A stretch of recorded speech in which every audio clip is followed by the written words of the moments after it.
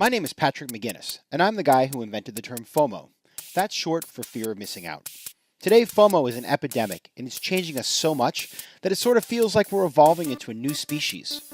But FOMO doesn't have to take over your life. You can find the power to choose what you actually want and the courage to miss out on the rest.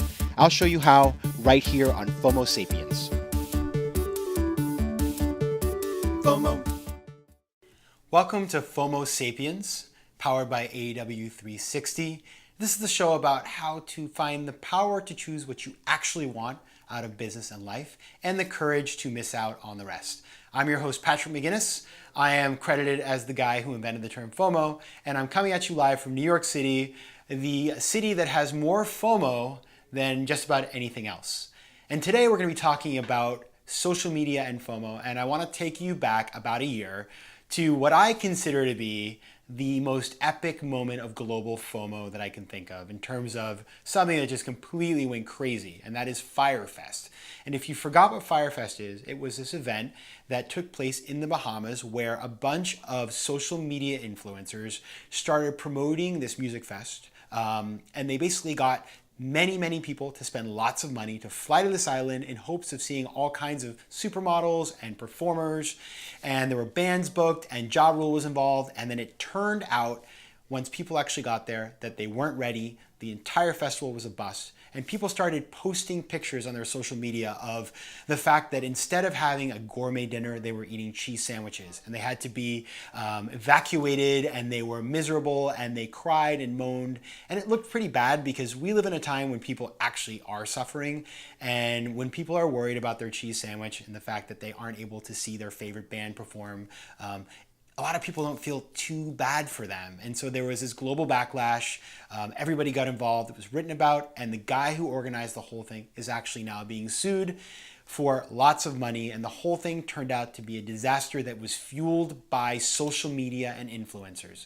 So we're going to talk about how social media is used to manipulate you, to make you do things, and how people can use social media for good and actually to promote themselves. And we have the perfect guy to talk about that. And this is Ryan Williams.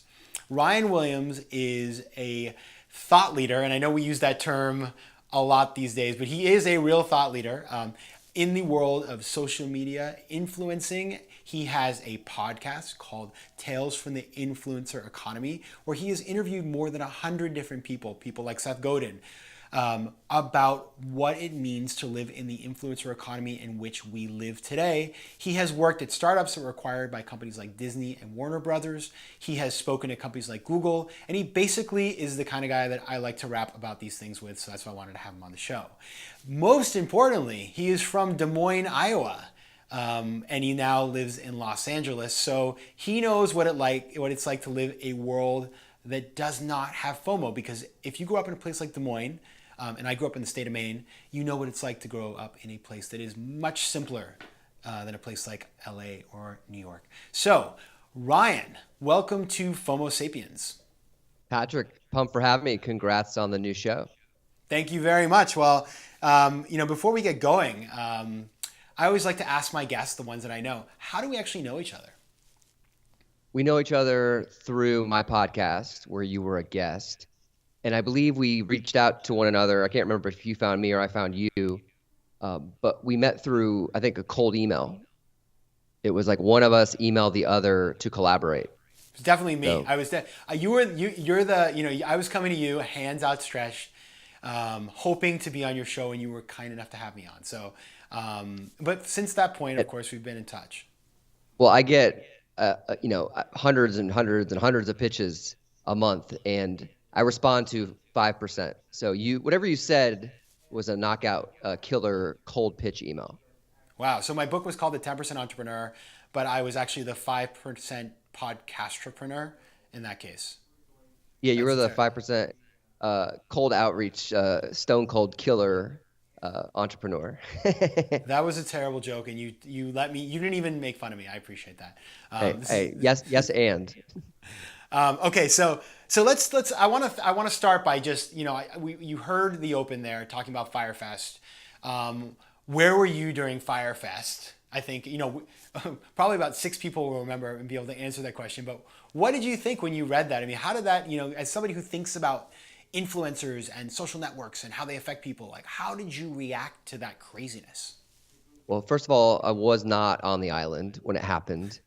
And I was like most of us, I heard about it as it was going on and after the fact, as they kept outing the founder as being a scam artist, snake oil salesperson who was scamming people to prepaying for a big exclusive trip. And like most of us, I was, surprised, shocked, um, but I also knew that this was where we're going with pre-sales, and most of us buy things on speculation. And so I found out about it on Twitter, and there was such outrage. A lot of journalists, techies, thought leaders, the word you just mentioned, were so mad about it that I didn't take as much offense to it. I felt like almost the reaction of people that were so irate about it was equally as interesting as the actual scandal itself. Yeah, so the backlash. I mean, it is true. We live in a time where whatever you do, I mean, so for example, I was on Fox News on the weekend, which was something I'd never done before. It was a new experience, and I was copied on this tweet that promoted the show, and they said, up this morning is Sean Spicer and Seb. I can't remember the guy's name, but one of the other advisors who everybody hated, and who was controversial, I should say, and myself. And I am not a political person, at least overtly. And I was talking about something that had nothing to do with politics, and I got trolled. My entire Saturday was people telling me that I was worthless, no good, and terrible. And I think that you're right. Like, it's when you have these backlashes, there's a lot of anonymous anger and hate, and it's definitely in Firefest, people really came out of the woodwork freaking out and attacking back. Well, I actually, we're Facebook friends, and so I'll bring you posted on Facebook about being on Fox, and your feed was really funny because some people said, I watched it with my 5-year-old on my couch. Great job, Patrick. And other people were abhorrently offended by it. And I think a lot of times outrage on the internet is something that has happened so fast. It's like a bonfire that starts with a match. And so this festival, really epitomizes outrage when really we should be more upset with ourselves because we want to be tricked into these kind of things. Like everyone who signed up for that program was a willing participant and knew it was a risk. So how shocked could you be that you got completely bamboozled? It's not like anyone's lives were lost. There's some time, some money, and I have very little sympathy for the people that actually purchased the tickets to go on this program. Yeah, and it reminds me, if I think back to, I wasn't around in this time, but there was in the 1950s and 1940s, and a long time ago, Hollywood actors would smoke cigarettes, and they would do these commercials where they would be like, "Wow, your cigarette looks so glamorous. Like, does it taste great?" And people, thought that was really glamorous, and they would want to buy cigarettes. And it was this whole weird influencer-driven way of promoting something that was fundamentally bad for Yeah. you. And what has happened today is that has just translated into the web.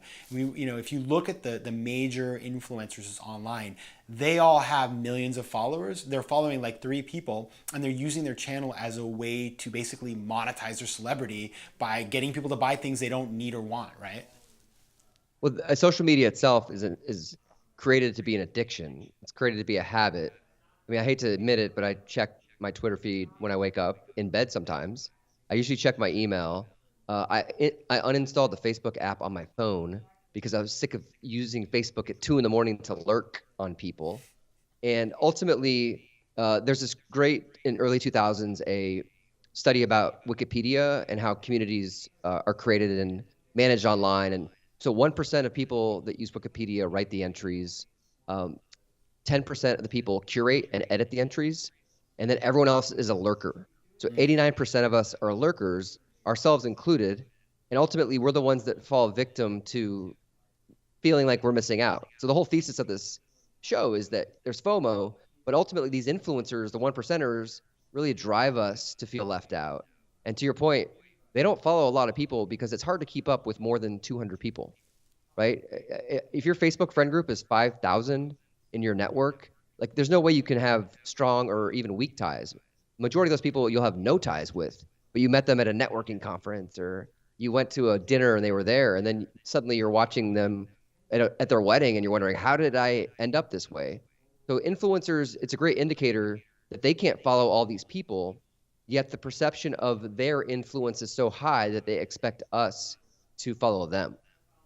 Totally. And you know what always blows my mind is when you see these people who you've never even heard of that have 250,000 followers. And I often wonder, I mean, I don't know if you looked at this, but just how many of these people are just buying fake users.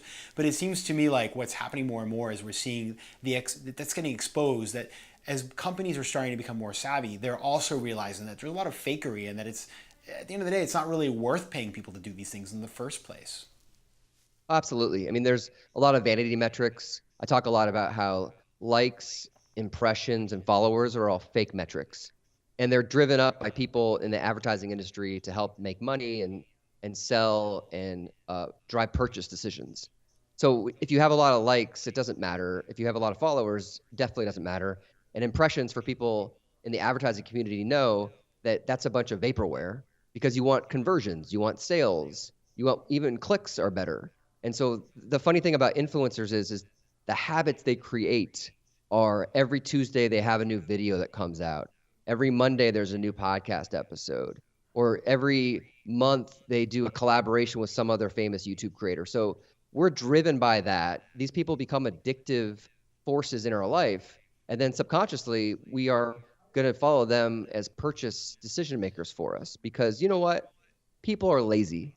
We are lazy. We don't even want to read books. We want the books to be simple. We want to be told what to buy and told what to do. And I know that sounds cynical, but as an author, you know this, that you can't write really complex books that make people think because we are so distracted with time that we are battling for people's attention from Twitter, from Netflix, from talking to the guy at the cubicle next to us. So ultimately, we are having to dumb down a lot of what we do. And so, as lazy people, we have to rely on these fake influential people that have 250,000 followers, many of which are bot or fake, or people that logged on to Twitter once and are no longer on the platform. And that's just, it makes it easier for us. At the end of the day, there's an ease of use to follow an influencer, especially if I'm going to get that diet of their content every Monday, once a week. And I know it's in my inbox and it helps me escape from my day.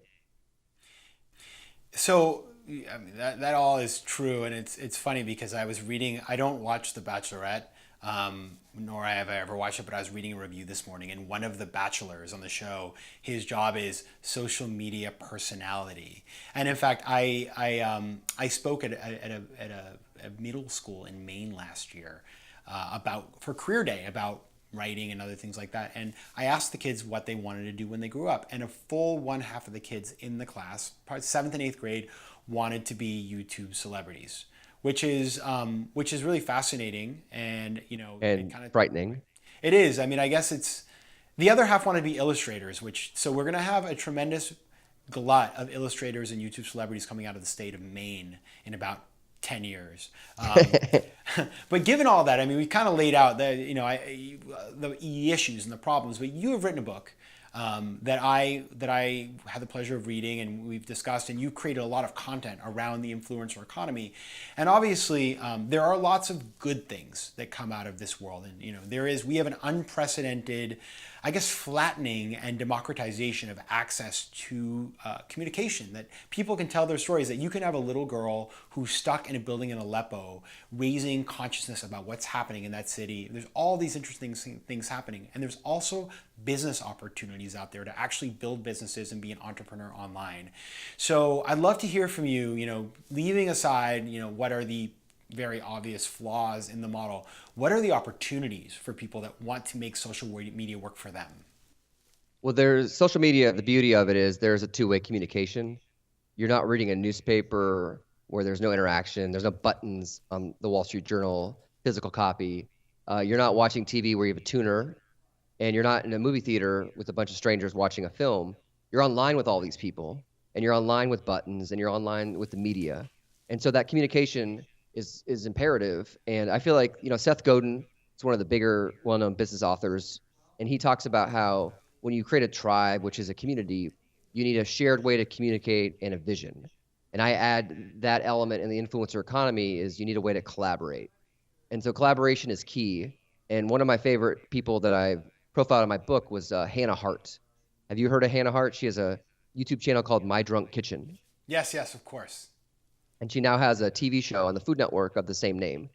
She started making YouTube videos in her apartment where she was cooking surprisingly drunk for her friend on this early I YouTube call that channel. Tuesday morning, but anyway.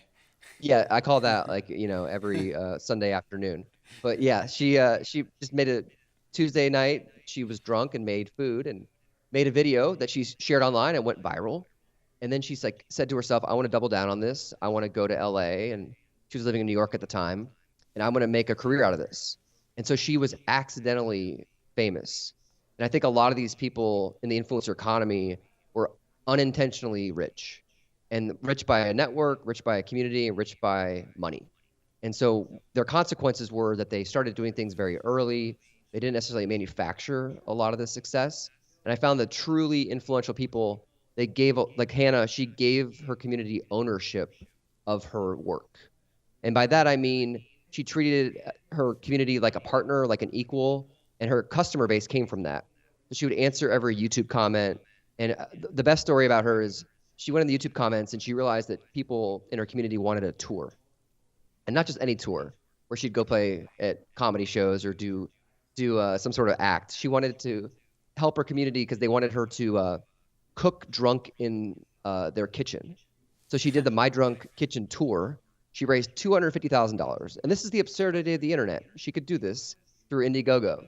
And then she went around the country and then to North America and then to Europe, getting drunk, cooking in people's kitchens. What that did was two things. One, it made people psychologically involved in the content, right? So they felt like motivated to be a part of the experience.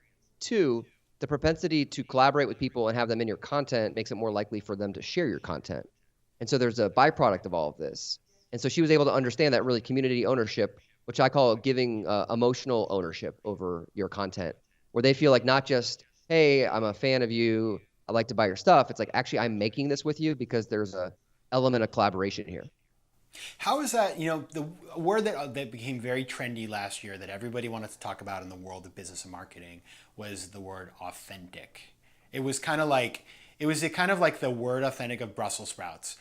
About 2 years ago, everybody started serving Brussels sprouts at restaurants in New York, and then it was like gone, and now it's cauliflower, and next year it'll be something else. But authenticity Avocado had its toast.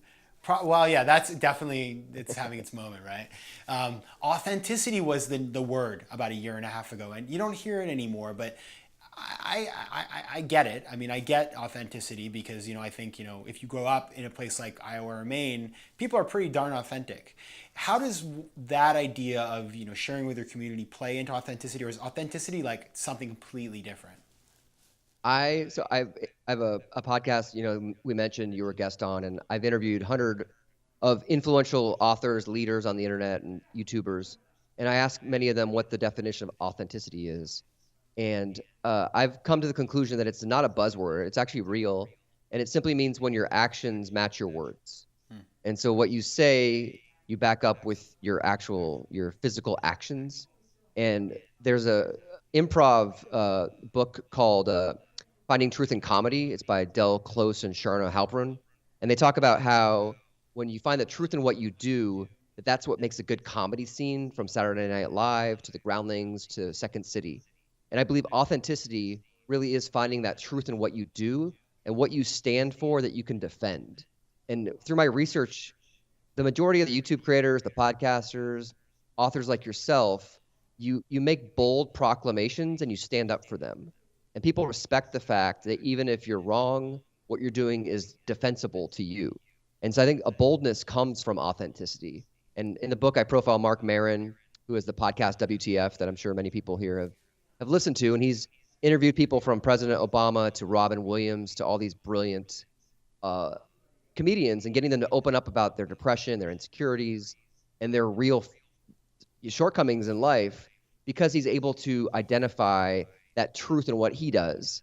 And he talks about his alcoholism. He talks about recovering as an addict.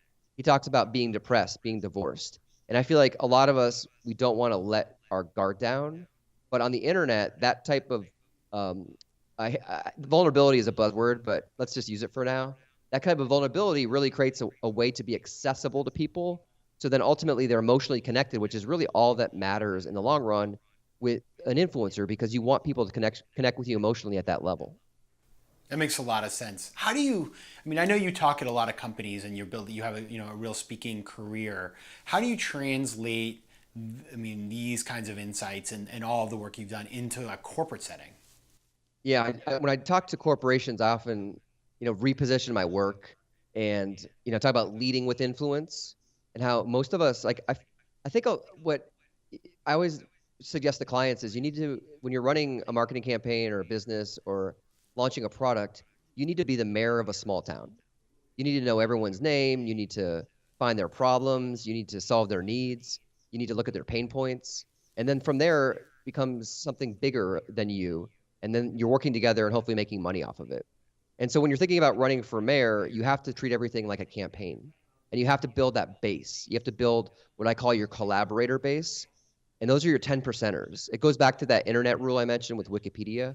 Well, I've taken that paradigm and switched it. So the majority of us, we have 1 percenters, which are the influencers, which we've talked about here.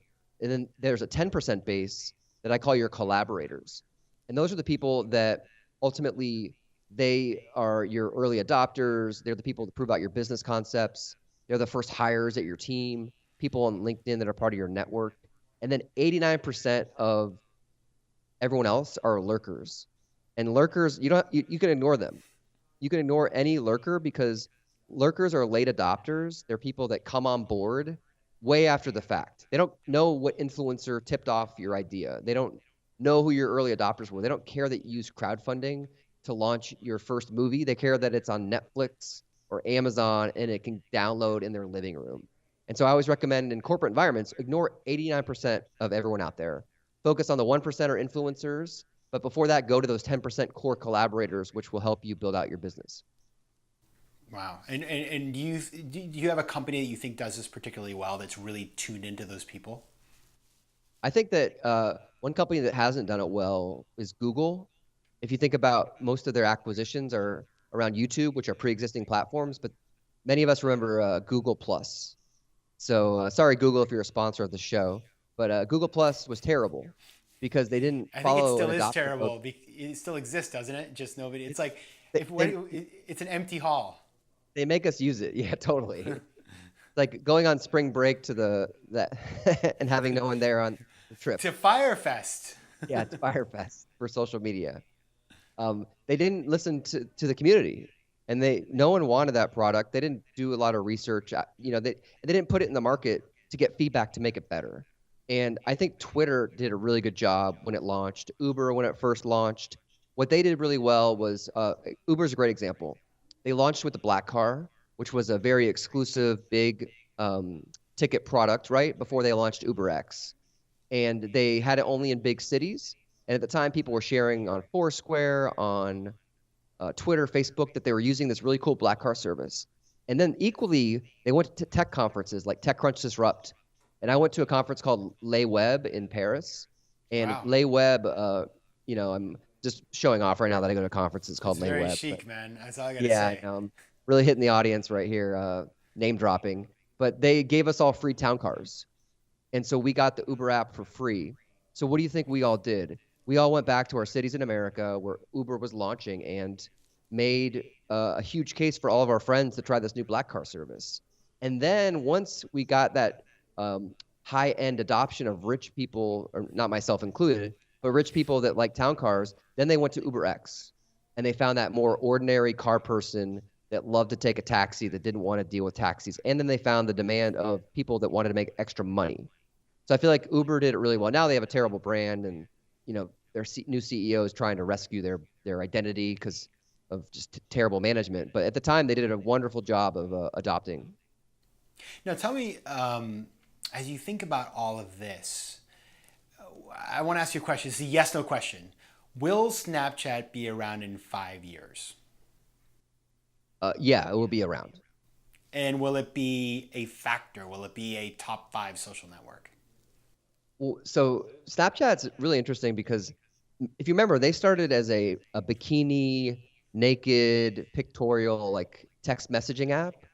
I did a research project for a tech company I was consulting with, and I went back to the early iTunes comments of Snapchat like 8 years ago, and they were all like, "Send me your pics." People were like just using it to send pics of themselves half naked.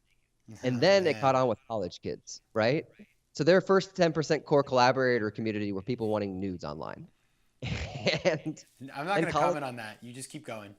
yeah, I know, right? So this was, but it's true. I mean, it's really interesting to think about. And then it went to college kids as their adoption group. So I feel like people that grew up on it in college are still going to have those habits. So yes, it will be here, but Instagram has ripped it off.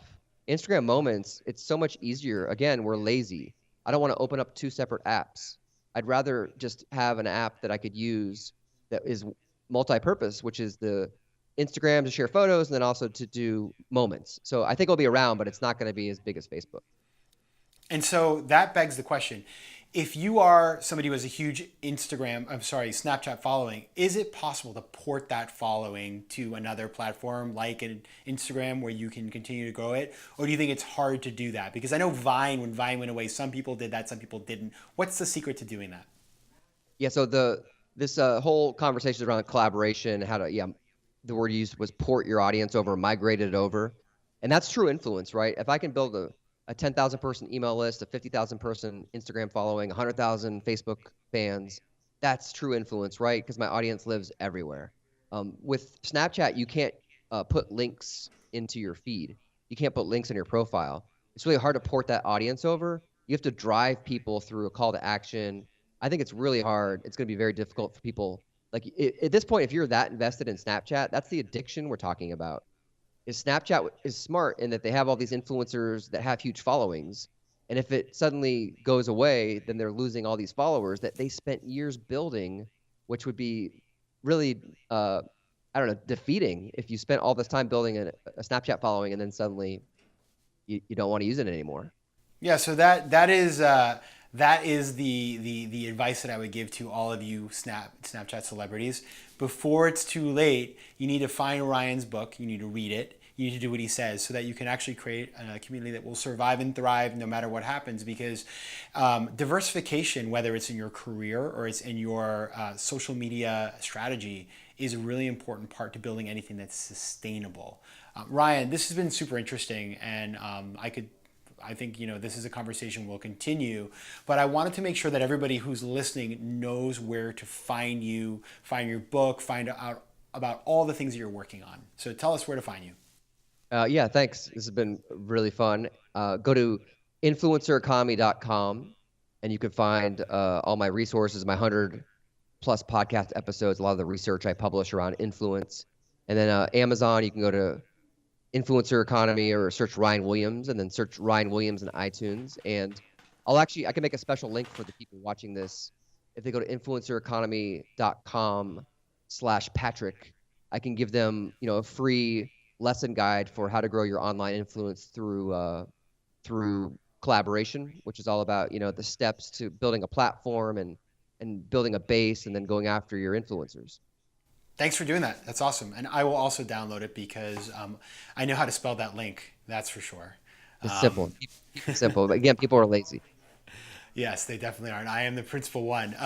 Okay, well, thanks a lot, Ryan. This has really been fun having you here. And it's my pleasure to be able to host you on my show after being on yours.